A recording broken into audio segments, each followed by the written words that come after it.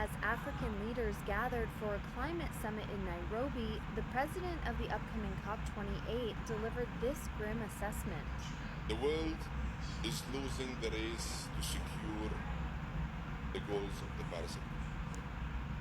And the world is struggling to keep 1.5 within reach.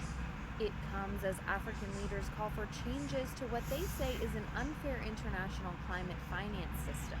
On Tuesday, Kenya's President William Ruto complained that African countries, some with high debt loads, pay 5 times as much as other borrowers in interest. The architecture is set up in a manner that if you borrow, it will be difficult for you to pay.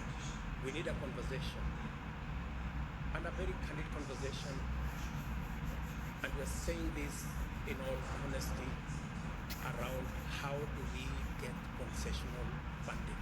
The inaugural Africa Climate Summit is focused on mobilizing financing for Africa's response to climate change.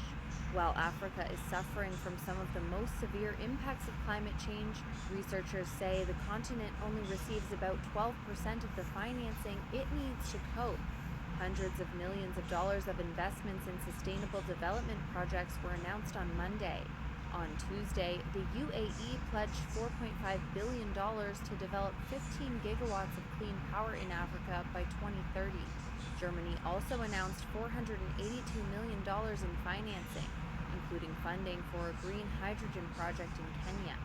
The United States committed $30 million to supporting climate resilience and food security efforts. African officials say the investments are welcome, but that a bigger transformation is needed. They plan to push for the expansion of special drawing rights at the International Monetary Fund at the upcoming COP28 climate summit.